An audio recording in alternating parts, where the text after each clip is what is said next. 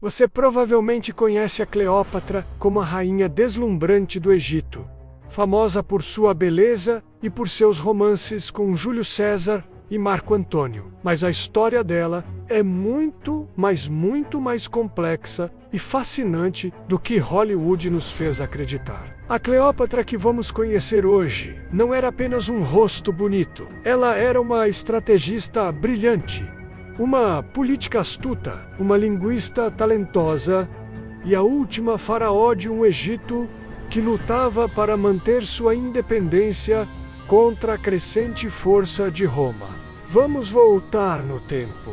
Cleópatra nasceu em 69 a.C., em Alessandria, uma das cidades mais cosmopolitas e avançadas do mundo antigo. Ela não era egípcia de sangue, como muitos pensam. Sua família, a dinastia Ptolomaica, era de origem grega macedônia, descendente de Ptolomeu I Sóter, um general de Alexandre o Grande. Por quase 300 anos, sua família governou o Egito, mas eles mantiveram sua cultura e língua gregas. Cleópatra, no entanto, foi a primeira de sua linhagem a fazer algo revolucionário.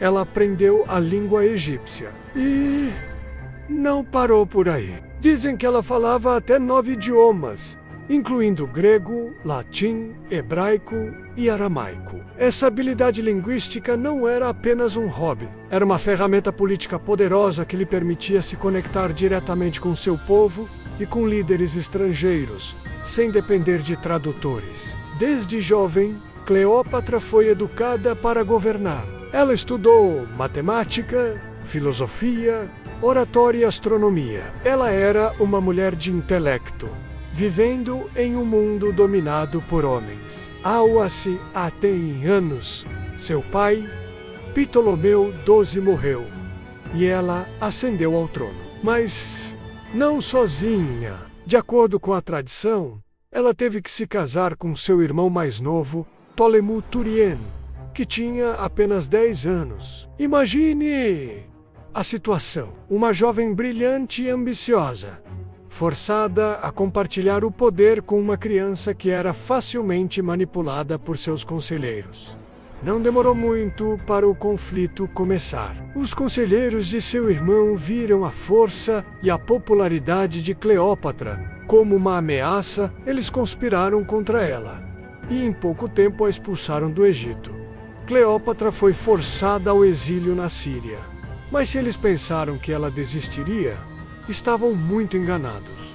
Foi nesse momento de adversidade que a verdadeira genialidade política de Cleópatra começou a brilhar. Ela não se contentou em viver no exílio. Ela juntou um exército de mercenários e se preparou para retomar o que era seu por direito. E então, o destino interveio na forma do homem mais poderoso de Roma, Júlio César.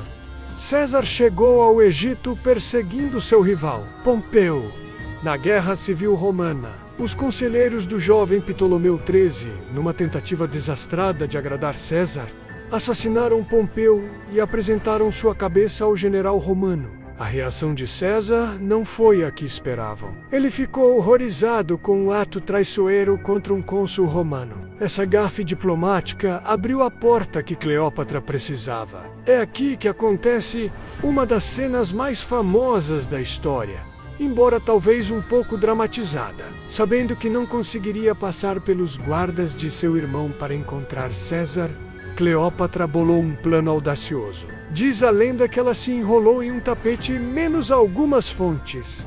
Dizem que foi um saco de linho e foi contrabandeada para dentro do palácio, diretamente aos aposentos de César.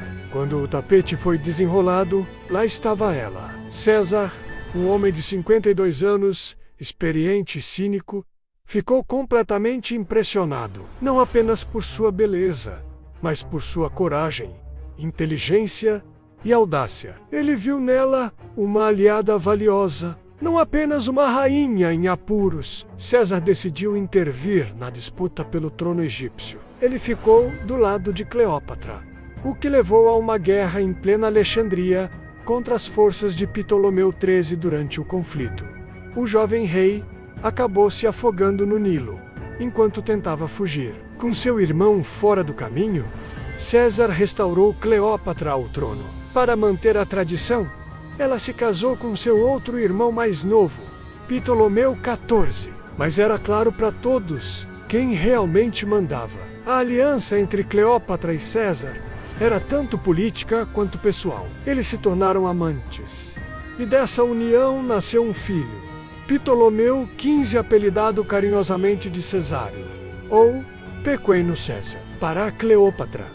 Cesário era a chave para o seu maior sonho: unir as poderosas forças de Roma e Egito sob o comando de sua linhagem, criando um império oriental governado a partir de Alexandria. Ela acreditava que seu filho, como o herdeiro de César, poderia um dia governar o mundo conhecido. Cleópatra e Cesário chegaram a viver em Roma, em uma vila de César.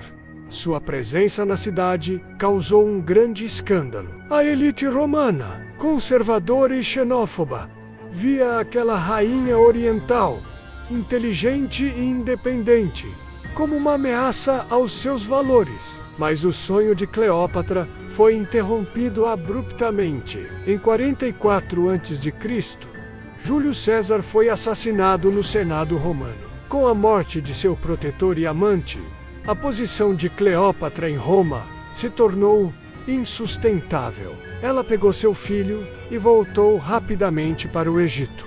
Pouco tempo depois, seu irmão-marido, Ptolomeu XIV, morreu misteriosamente. Muitos historiadores acreditam que ela o envenenou para garantir que seu filho, Cesário, fosse seu único co-governante, consolidando seu poder de uma vez por todas. O assassinato de César mergulhou Roma em mais uma guerra civil. De um lado, os assassinos de César, Bruto e Cássio. Do outro, os herdeiros de César, seu sobrinho neto e herdeiro legal, Otaviano, e seu leal general, Marco Antônio.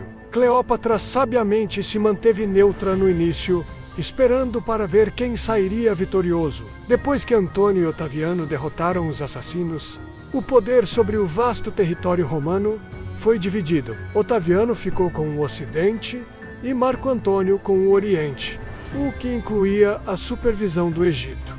E aqui começa o segundo grande romance da vida de Cleópatra. Marco Antônio convocou a rainha Tarso, na atual Turquia, para que ela explicasse por que não havia ajudado ativamente na guerra.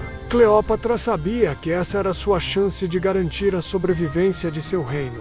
E, mais uma vez, ela usou sua inteligência e seu carisma para criar uma entrada inesquecível. Ela não foi como uma vassala convocada, mas como a deusa Ísis visitando o deus Dionísio, com quem Antônio gostava de se associar. Ela chegou em uma barca magnífica, com velas púrpuras e remos de prata, perfumada e vestida como a própria Afrodite. Antônio, conhecido por seu amor ao luxo e ao prazer, ficou instantaneamente cativado. Assim como com César, a relação de Cleópatra com Marco Antônio era uma mistura de paixão genuína e cálculo político. Eles passaram o inverno juntos em Alexandria e nos anos seguintes, tiveram 3 filhos: os gêmeos Alexandre e Hélio e Cleópatra Selene, e depois Ptolomeu Filadelfo. Para Antônio, a aliança com Cleópatra dava acesso à imensa riqueza do Egito,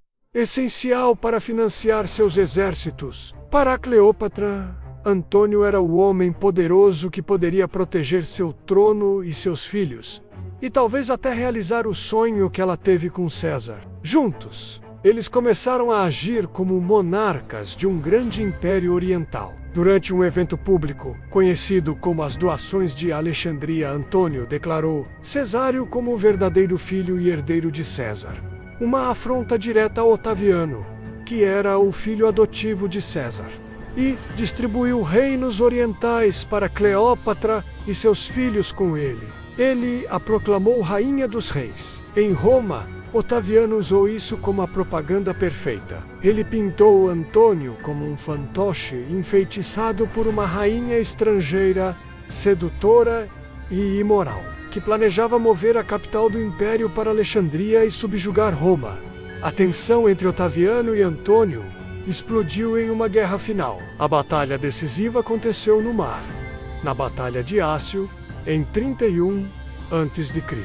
A batalha foi um desastre para Cleópatra e Antônio. Por razões ainda debatidas, Cleópatra retirou sua frota no meio do combate. Vendo-a partir, Antônio abandonou suas próprias forças e a seguiu. O resultado foi uma derrota esmagadora. Suas legiões, desmoralizadas, se renderam a Otaviano. O casal fugiu de volta para o Egito, mas sabiam que o fim estava próximo. Otaviano perseguiu-os até Alexandria. Marco Antônio, recebendo um falso relatório de que Cleópatra havia se matado, tirou a própria vida caindo sobre sua espada. Ele foi levado moribundo para o mausoléu onde Cleópatra havia se trancado e morreu em seus braços.